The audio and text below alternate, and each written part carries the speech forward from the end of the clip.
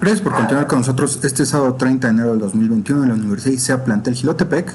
Estamos trabajando la continuación de la unidad 3, planeación y programación del mantenimiento en las empresas. Y en el video anterior mencionamos las subpolíticas que existen para aplicar un programa de mantenimiento. Estamos abordando el tema de principios y métodos de programación.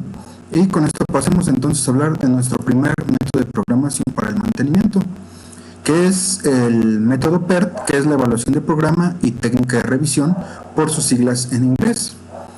Y bueno, dice que el PERT es un método de planificación, replanificación y evaluación destinado a ejercer el control apropiado de los principales programas de investigación y desarrollo.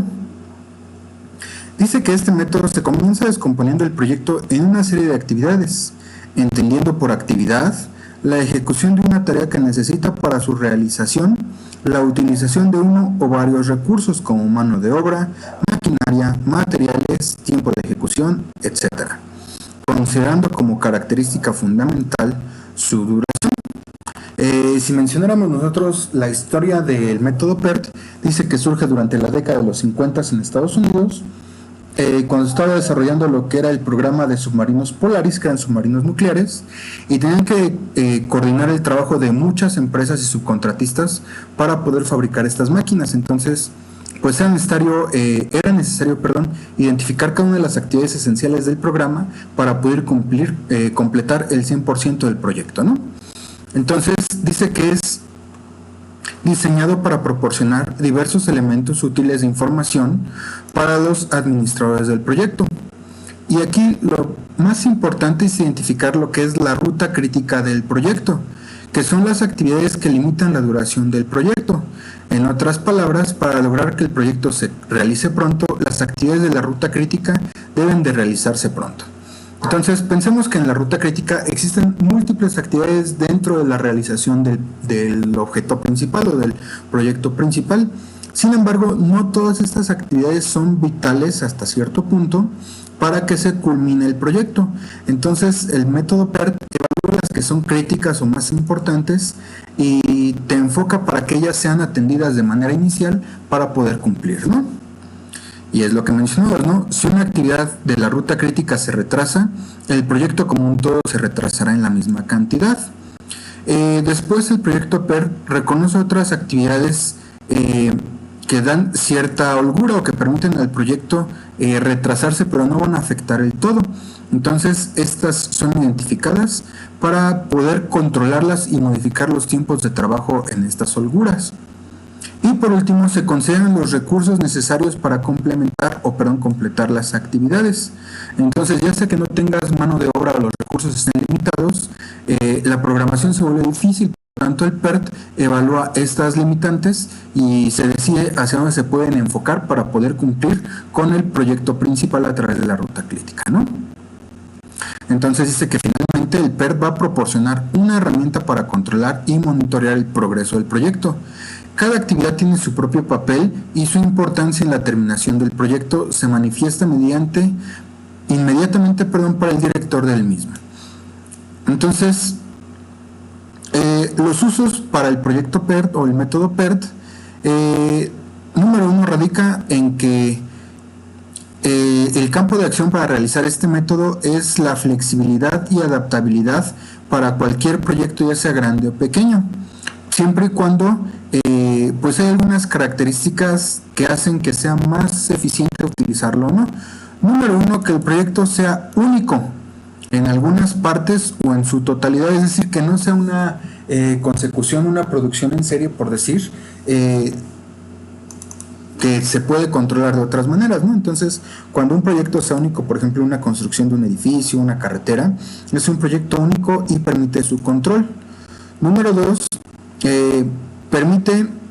se debe ejecutar todo el proyecto o parte de él en un tiempo mínimo, sin variaciones, es decir, en un tiempo crítico. Pensamos, por ejemplo, en una carretera que se va a construir en el Ártico, ¿no? Y solamente se puede construir en los meses de verano, entonces solamente tienes 3 meses o un tiempo crítico para cumplir el proyecto. De otra forma, si tenemos holgura en tiempo, es difícil aplicar el PERT. Número 3, es importante buscar que el costo de operación sea el más bajo posible dentro del tiempo disponible.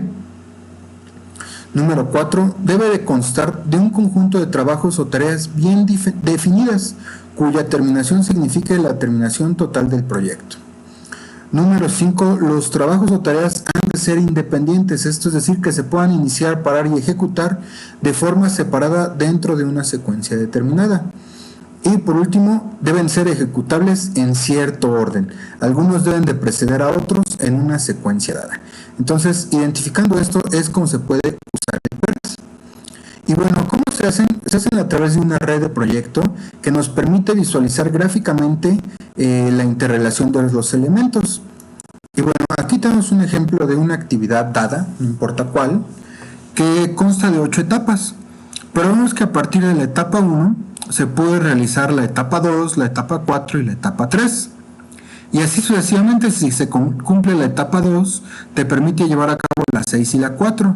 Pero para que se cumpla la 4 tiene que haber cumplido la 3 también.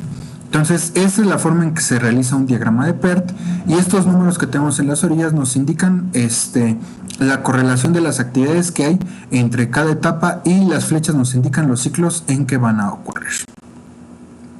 Entonces, la visualización de las actividades como una red es un paso importante en el análisis de los sistemas de producción a gran escala, y el concepto de flujo a través de la red se centra en factores importantes de la programación, como son la interrelación entre la duración respectiva de las actividades, sus fechas de iniciación más próxima y más distante, y la secuencia que se requiere en la producción.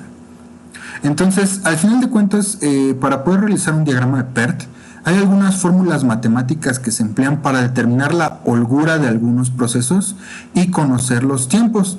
Entonces, pues sí, de tarea van a investigar cómo se hace un diagrama de PERT. Y bueno, para identificar o para saber cómo se lee una red de este tipo, es necesario conocer algunos conceptos como flujo a través de la red, lo que es la holgura que ya mencioné, qué es una actividad crítica, qué es la ruta crítica, el calendario base, el costo fijo, ahí se pintó todo, la demora permisible, qué es el esquema, el fondo de recursos, el hito, margen de demora total, la planeación, la posposición, prioridad, qué es el proyecto, obviamente, esto es muy importante, se dan cuenta, están en orden alfabético, los recursos esenciales, la redistribución, el subproyecto, la subtarea y la tarea de resumen.